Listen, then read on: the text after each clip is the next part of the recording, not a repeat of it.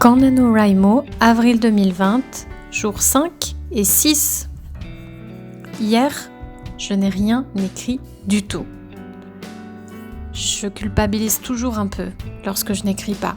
J'ai déjà tellement peu de temps pour écrire d'habitude que le peu de temps que je peux y consacrer, j'aime le faire à 100%. Malheureusement, il arrive des moments où se forcer ne suffit pas et où écrire 3 mots n'est pas satisfaisant. Ainsi, écrire 0 mot, pour moi, souvent, c'est l'horreur à gérer. Alors hier, je n'étais pas très contente en début de journée. Mais c'était dimanche. Et le dimanche, il faut parfois se reposer. Je n'ai absolument rien fait de ma journée, si ce n'est traîner devant la télé, à regarder 2 mangas sur lesquels je suis tombée complètement par hasard. Ça m'a fait du bien. Et la culpabilité s'est envolée.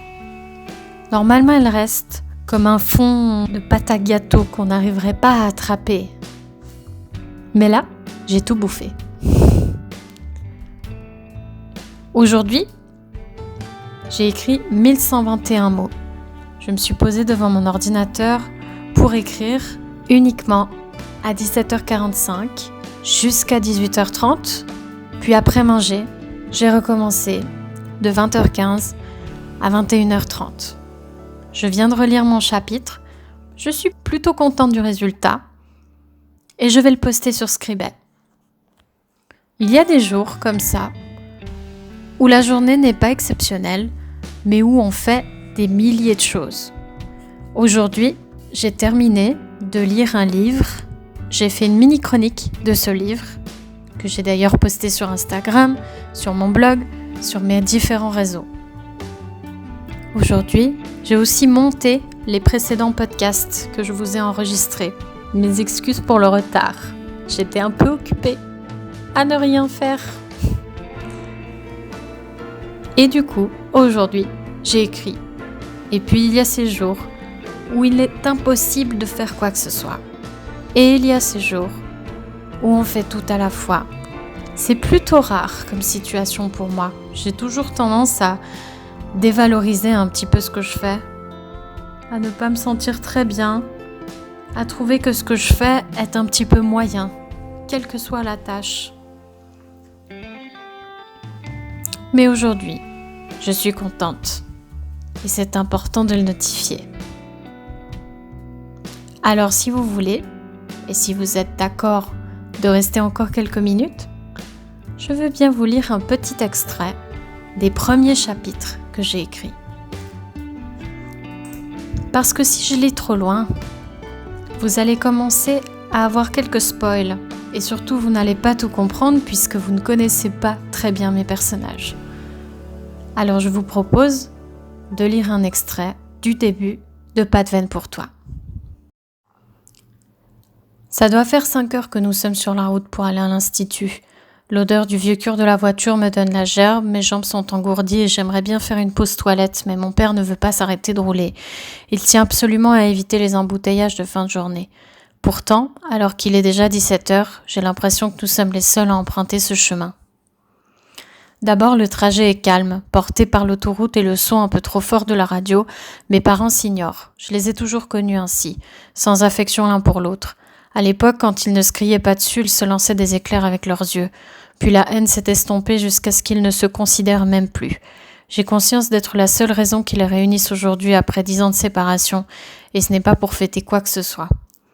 Il y a quelques semaines, un type d'à peine 18 ans se tranchait les veines dans la baignoire. Ce mec, c'était moi. Expert en la matière depuis mes 14 ans, j'ai appris à me faire mal de façon maîtrisée et discrète pour ne pas inquiéter mon maigre entourage. Aux prémices, la douleur me permettait de ressentir. Noyé dans les éternelles disputes de mes parents, il m'a semblé avoir oublié d'exister lorsque ma mère nous a annoncé son retour aux États-Unis pour rejoindre mon père biologique, l'amour avec un grand A. Sauf que pour mon esprit de gamin, papa c'était celui qui m'élevait. Je n'en avais rien à faire de ce coup de foudre à 2 balles. J'avais besoin de maman et elle nous a largués là comme des crottes. Elle m'a bien sûr visité depuis. S'est excusée comme jamais et m'a avoué très récemment avoir refait sa vie aux côtés d'un certain Clark. Il est vrai que même lorsqu'elle venait me voir 1 fois ou 2 par année, elle ne souriait pas autant. À la 12e reprise où elle m'a demandé pardon, ma mère m'a reproposé de les rejoindre. Mais tout comme la première fois, j'étais incapable de laisser papa. Parce que lui, c'est un guerrier. Il a trouvé une femme avec qui il souhaitait faire sa vie, a découvert qu'il était infertile, a accepté contre ses convictions que ma mère fasse appel à un donneur. Son infidélité, il ne l'avait pas calculée et se l'est prise en pleine tronche. Malgré ça, il n'a pas changé d'attitude avec moi.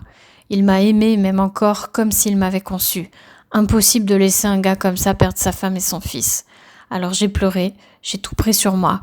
Je suis restée avec lui, j'ai ravalé mes larmes, et toutes mes expériences suivantes continuent de me faire penser que les nanas ne méritent pas qu'on les traite comme des reines. La voix sourde de ma mère m'indique que nous sommes bientôt arrivés.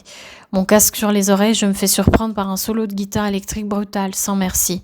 Je sursaute, me trouve débile, me redresse pour supporter la dernière demi-heure. Les virages de montagne remuent mon estomac, j'entr'ouvre la fenêtre. Je suis majeure, je pourrais lutter, refuser de me rendre dans cet institut joli.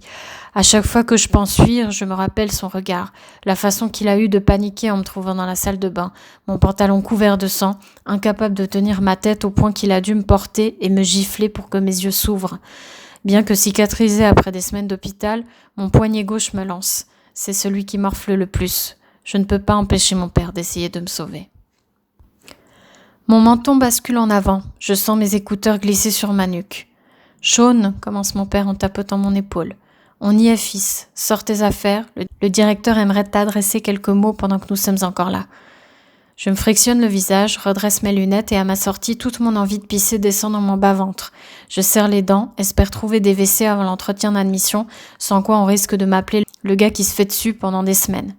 Je ne savais pas vraiment combien de temps je resterais, donc j'ai embarqué ma chambre entière dans une énorme valise et un sac de sport. J'ignore pourquoi, j'ai même pensé à ma guitare que je n'ai pas sortie de son étui depuis plus d'1 an. Le temps de tout prendre, j'observe un peu les alentours. La place sur laquelle nous avons parqué la voiture est recouverte de petits gravillons qui font voler la poussière. On dirait le désert. Quand mes yeux remontent, je distingue que nous sommes arrivés dans un cul-de-sac.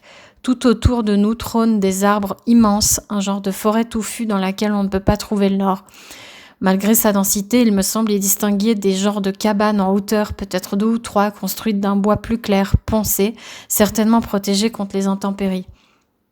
Puis droit devant se trouve le fameux lieu des miracles. C'est une sorte de vieux château dont on devine la rénovation récente. Construit en U sur la partie arrière, la façade en impose clairement avec sa peinture gris clair et ses volets à l'ancienne qu'il faut aller rechercher à bout de bras si on souhaite les fermer. Un lot de marches nous invite vers l'entrée. Je suis surpris de voir que devant l'immense porte en bois se trouve une jeune fille dont je ne distingue que les cheveux blonds cendrés à cette distance. Pressée, je passe devant mes parents à grandes enjambées et constate qu'il n'y a pas de rampe. Mon instrument sur une épaule, mon sac de l'autre et ma valise à bout de bras, je gravais les escaliers aux bordures décorées à la main, ma mâchoire engourdie. Enfin arrivée, essoufflée, je pose le tout dans un coin et me laisse surprendre par 2 prunelles distinctes, l'une marron, presque noire, l'autre plutôt beige, au reflet ambré. Je retire et remplis le fil de mon casque pour le ranger, sans pour autant cesser de la regarder. Harmonieuse, sa figure lui donne moins que son âge.